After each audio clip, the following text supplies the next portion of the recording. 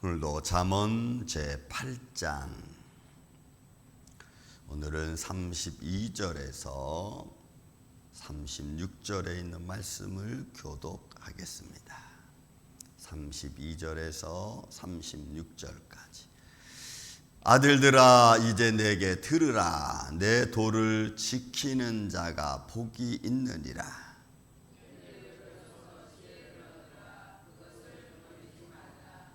누구든지 내게 들으며 날마다 내 문 곁에 서 기다리며 문설주 옆에서 기다리는 자는 복이 있나니.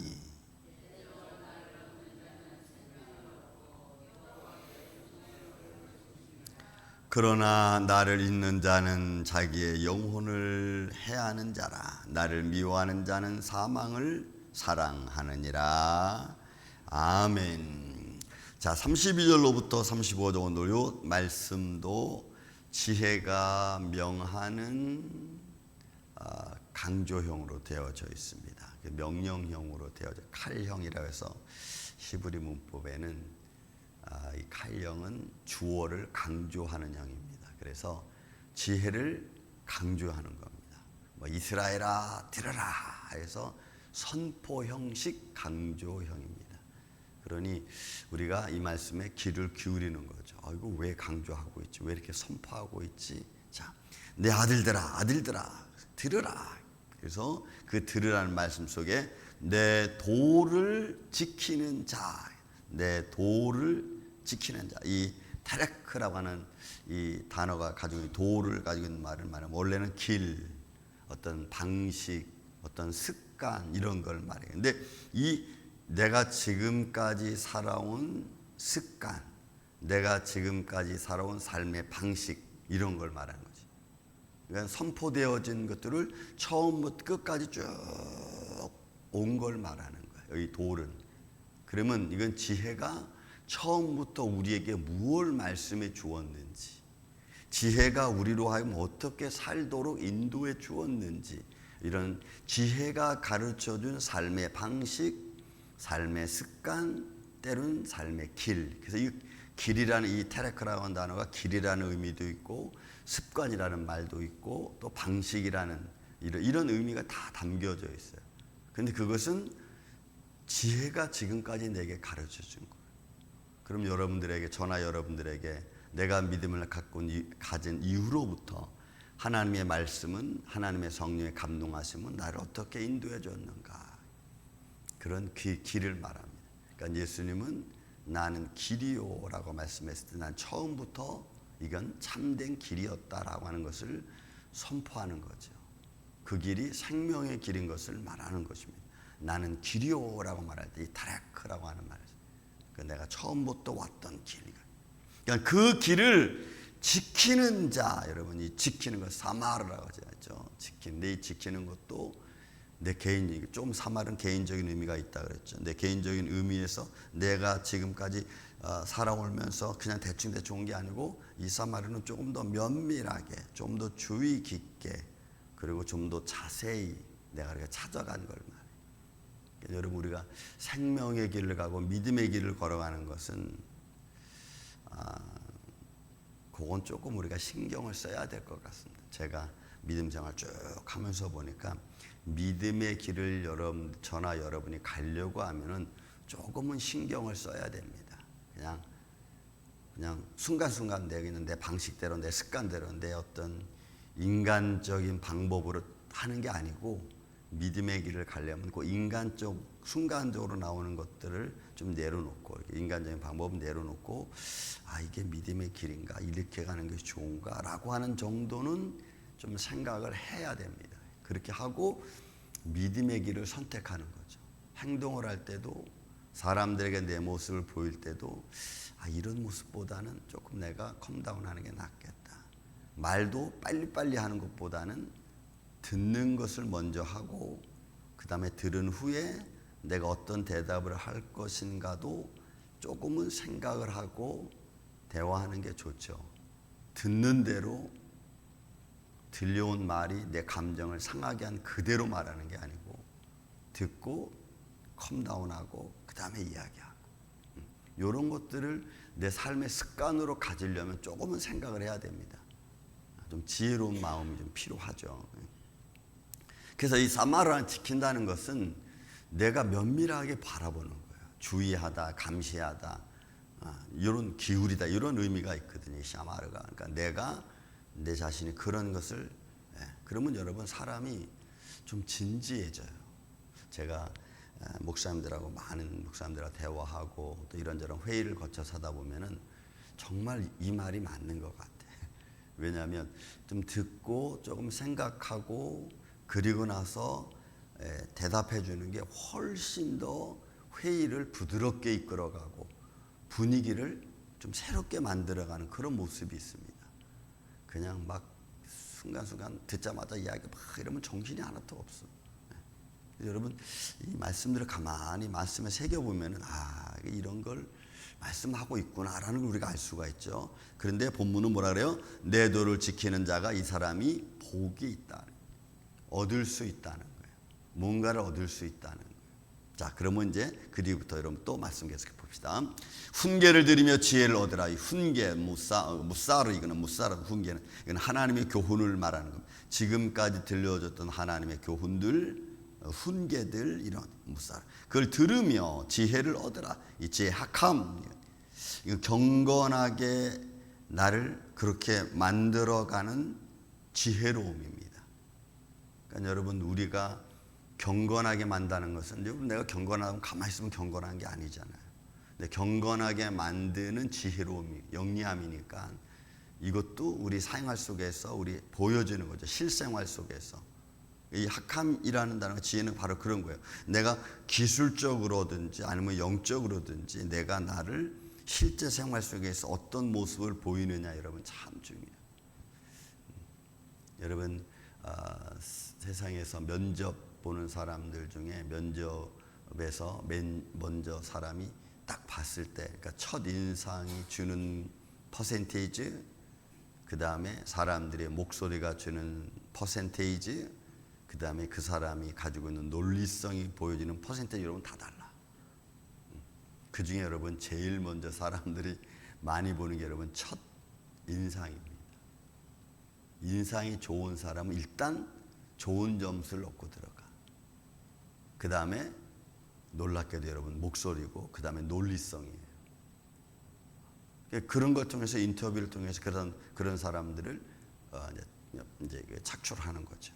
그리고 그 논리성이 좀 더 구체적이면 그 사람의 능력을 본다는 거예요. 능력을. 그러니까 우리가 사람이 논리성까지 나오고 그 논리성이 사람들의 마음에 먹혀 들어갈 정도가 된다면 금방 되는 것은 절대로 아닙니다. 대화를 만나고 대화를 하고 대화하는 속에서 그 사람의 삶의 습관, 방식 이런 게 다 보여지는 거예요. 사람은 그런 걸 볼 수 있다는 게 여러분 이게 신비로움 중에 하나예요. 그런 걸 볼 수 있다. 그런 걸 보면서 그 사람을 알 수 있다는 것도 사람들만이 갖는 어떤 능력 중에 하나겠죠. 그런 여기서 이 지혜라고 하는 이 학함이라는 것은 바로 나로 하여금 실생활 속에서 어떤 경건함과 지혜로움과 테크닉, 어떤 기술적인 면을 잘 보여줄 수 있는 것을 이 지혜, 학함이라는 말이에요. 그러니까 하나님의 지혜를 듣고, 하나님의 지혜를 듣고, 그리고 우리가 세상 사람들 앞에 이런 모습이에요. 그래서 훈계를 들으며 지혜를 얻으라. 이것을 버리지 말라. 이 버리지 말라라고 하는 것이 순간순간이죠. 그러니까 매 순간순간에 그런 모습들을 버리지 말라는 거예요. 그러니까 우리가 이런 생활을 아까 초두에 제가 말씀드렸지만 조금은 신경을 써야 돼요. 우리의 삶에. 여러분들의 행동하는 것, 여러분들 움직이는 것, 여러분들의 의복, 자세 이런 것들이 사람들 앞에는 다 보여지게 되어 있습니다. 여러분 저도 오늘도 이제 대교회 목회 또 설교 가는데 그분들이 보면은 저를 보면은 그래. 목사님은 맨날 그렇게 똑같은 옷만 입고 오세요. 그래. 똑같은 옷만 입고 오는 게 아니라 이게 내 복장인 거예요. 근데 어느 날 그런 얘기예요. 목사님 참 그 모습이 좋습니다. 왜냐하면 그런 표현을 쓸 때는 저는 생각해봐요. 저분이 왜 저런 표현을 쓰지? 그 면 속에 제가 하나 느끼는 것은 변하지 않는 그런 똑같은 모습을 보이는 것도 좋다. 그죠? 깨끗하고 그냥 뭐 화려하지는 않지만 정결한 모습을 보여주는 것을 좋겠다. 그런 마음이 들면 이런 모습을 이렇게 유지하는 것도 괜찮구나. 그죠? 그냥 아무렇게나 막 입고 하고는 이렇게 입고는 저렇게 이런 게 아니고. 그러니까 지혜는 내 삶의 실생활 속에서 나를 어떻게 이끌어가고 사람들을 어떻게 보여주는 그런 지혜. 이게 학함이에요. 학함. 그러니까 여러분들의 일상생활 속에 나타나 보여주는 것들이겠죠. 또 누구든지 내게 드리면 날마다 내 문 곁에서 기다리며 문설주 옆에서 기다리는 자는 복이 있나니. 결국 뭐예요? 이 말씀을 신명기 4장 6장 4절로부터 9절에 있는 말씀입니다. 하나님의 말씀을 듣고 그 말씀을 내 마음에 새기고 걸어갈 때든지 앉았을 때든지 누웠을 때든지 달려갈 때든지 그죠? 문설주에 기록하고 내 손목에 메고 미간에 붙이고. 그러니까 그 지혜를 기다리는 자의 모습이에요. 지혜를 바라보는 자의 모습이에요. 하나님의 영광을 늘 생각하는 자의 모습이에요. 문 곁에 서서 이런 문설주 옆에서 기다리는 자는 뭔가를 찾고 있는, 계속 기다리는 자의 모습. 그러니까 하나님의 은혜를, 하나님의 감동하심을 우리가 기다리는. 그래서 여러분, 우리는 저나 여러분이나 우리 믿음의 사람들은 하나님의 감동하심이 제일 크고 놀라운 역사 중에 하나입니다. 믿음의 사람들의 삶 속에 하나님의 감동하심이 없고 하나님의 깨달음이 없으면요, 마음이 강팍해져요. 그리고 막 방향을 못 잡죠. 기도하시는 분들은 기도하는 가운데 하나님의 감동하심이 일어나고 말씀들이 생각이 나면 그 생각나는 말씀들이 나 스스로를 위로하잖아요. 그리고 누군가를 위해서 기도해 줄 수도 있고. 그러니까 여기서 문설주 옆에서 기다리는 자는 바로 하나님을 사모하는 자의 모습을 이렇게 표현합니다. 대저 나를 얻는 자는 생명을 얻고, 그렇죠? 지혜를 얻는 자, 마차, 얻다, 찾다, 이런. 결국 하나님 말씀을 찾는 자죠. 얻은 자죠. 하나님 말씀에 거하는 자를 말합니다. 생명을 얻고 여호와께 은총을 얻을 것임이니라. 결국 믿음의 사람들의 삶이죠. 여러분, 그 마르다와 마리아 이야기 여러분 잘 요한복음 11장부터 나오는 그 나사로의 죽은 이야기. 그 중에서 마르다를 예수님이 만나잖아요. 그 마르다를 만나 막 통곡합니다. 막 아파하죠. 마리아는 집에서 나오지도 않습니다. 그래서 마르다하고 얘기를 하죠. 나를 믿느냐, 이렇게. 여러분, 저는 그 생각을 이렇게 해봅니다. 그 무덤에서 예수님이 막 갔는데 예수님을 중간에 만나죠. 마르다를 만나서 마르다에게 얘기합니다. 나를 믿느냐? 그랬더니 예, 믿습니다. 근데 예수님이 던져진 그 믿느냐는 그 예수님의 질문의 의도와 마르다가 대답하는 거하고는 많이 차이가 있죠. 그죠? 근데 그 질문이 위로고, 그 질문이 능력이고, 그 질문이 확신이잖아요. 사실은 나는 길이요 진리요 생명이다. 그리고 나는 부활이요 생명이다. 나를 믿는 자는 죽어도 살겠고 무릇 살아서 믿는 자는 죽지 않는다. 너 믿느냐? 했더니 예, 내가 부활 후에는 부활 후에는 내가 믿습니다. 그렇게 될 줄로 믿습니다. 아니, 그걸 믿는 게 아니고 죽은 후에를 이야기하는 게 아니고 지금. 그럼 거기 현재형으로 돼 있어요. 문법에 보면 지금이에요. 지금. 그래서 우리의 믿음은요, 지금 현실이지 미래도 아니고 과거도 아니야. 저는 이런 말씀을 이렇게 볼 때마다 너무 놀라워. 지금 나한테 예수님이 던지는 질문은 지금 말하는 거예요. 내가 지금 믿느냐, 이렇게 될 거예요. 그러니까 그 말이 능력인 거예요. 그 말이 내 이 죽음을 이길 수 있는 힘인 거예요. 제가 우리 수 목사님 마지막 들이마시는 게 너무 힘들어요. 내가 기계 계기판을 이렇게 봤습니다. 이 맥박이 56으로 떨어지더라고. 그러더니 갑자기 56으로 떨어지더니 땡 하고 동그라미가 딱 집히는. 내가 그걸 보면서 제가 그 말했어요. 어머니 수고하셨습니다. 그동안 혼자 살아오시면서 수고 많으셨습니다. 저를 잘 길러주셔서 감사합니다. 먼저 가 계십시오. 제가 뒤따라 가겠습니다.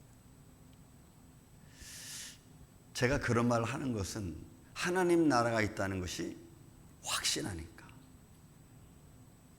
그래서 제가 그런 말을 했어요. 수고하셨습니다. 왜요? 생명이 여기서 끝이 아닌 거죠. 그 지혜가 능력이니까. 그래서 그 죽음을 보고도 괜찮아. 그게 끝이 아니니까. 그래서 제가 그 앞에 이렇게 인사했어요. 안녕히 가십시오. 안녕히 가십시오. 왜 말씀들은 나를 얻는 자는 생명을 얻고 그리고 왜 여호와께 은총을 받는다고 할까? 그 말씀이 사실이기 때문에 그래요. 정말 생명이기 때문에 살려주는 말씀이기 때문에. 사랑하는 오늘 이 아침에 여러분들은 어떤 지혜, 어떤 말씀으로 위로를 받습니까? 아니 그 말씀들이 여러분들 얼만큼 생명의 능력이 됩니까? 삶의 능력이 됩니까? 오늘도 힘들고 어려운 일들이 우리 앞에 널려 있을 겁니다. 지치고 힘들고 좌절하고 싶고. 우리 헌터 아시지만 늘 말하지만 우리 상준 씨하고 제니 씨가 제가 기도하는 게 있어요. 아이 기도보다도 그분 두 분의 기도를 더 많이. 하나님 이들이 기다리다가 지치지 않게 해주시고, 하나님 이들이 기도하다가 좌절하지 않게 해주시고, 이들이 기다리다가 믿음 잃어버리지 않게 해주세요. 왜? 생명은 우리는 분명히 알고 있는데 그건 눈에 보이지가 않아. 그래서 우리는 눈에 보이지 않으니까, 자꾸 느껴지지 않으니까 기대했다가 떨어지고 기대했다가 식어지고 막 이러거든. 근데 그런 모습들이 뭘로 보이느냐? 눈물로 보여. 눈물로. 그들이 눈물 흘릴 때는 그런 모습이 보이는 거야. 또 실망하고 또 좌절하고 있고. 나를 읽는 자는 자기의 영혼을 해하는지라 나를 미워하는 자도 사망이나. 결국 잃지 않고 미워하지 않고 끝까지 내 소망을 하나님께 두고 달려가서 주의 뜻을 오늘도 이루어가는 복된 한 날 여러분 되시기를 주님의 이름으로 축원을 드립니다. 사랑과 은혜가 많으신 아버지 하나님 감사합니다. 나의 생명 되신 주님, 오늘 그 생명 되신 주님을 바라보고 때로는 우리가 힘들어서 좌절하고 때로는 너무 믿어지지 않아서 실망하는 이런 모습을 바라볼 때마다 주님, 우리가 심히 연약한 존재임을 주님 앞에 고백하오니 주여, 주님께서 은혜를 베풀어 주셔서 힘과 능력을 더하여 주시옵소서. 우리 임마누엘 모든 성도들, 예배자들을 이렇게 축복하여 주셔서 생명 되신 주님 바라보고 희망 잃지 않고 믿음으로 달려가게 하여 주시고, 우리 사랑하는 헌터도 주님 어린아이 건강 지켜주셔서 우리 그 부모님 상준 씨와 진희 씨가 실망하지 않고 좌절하지 않고 믿음의 주에 온전케 하시는 예수님만 바라볼 수 있도록 도와주시옵소서. 육신이 연약한 자들을 강건케 하여 주시고 주님 때마다 일마다 돕는 은혜로 오늘도 합력하여 선을 이루게 하여 주옵소서. 예수님 감사합니다. 오늘도 축복하시고 지켜주시옵소서. 예수님의 이름으로 기도하옵나이다. 아멘. 하늘의